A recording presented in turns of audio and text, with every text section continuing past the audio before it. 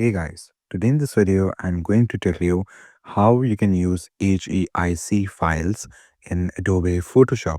So the first thing that you need to do is you have to get a file which is in that specific format. Let me just open up a file, a picture which is in that format.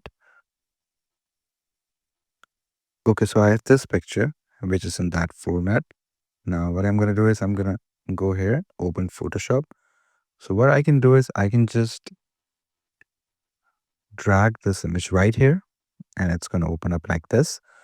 Or the other way that I can do it is I can click open and use this HEIC image and just open it up.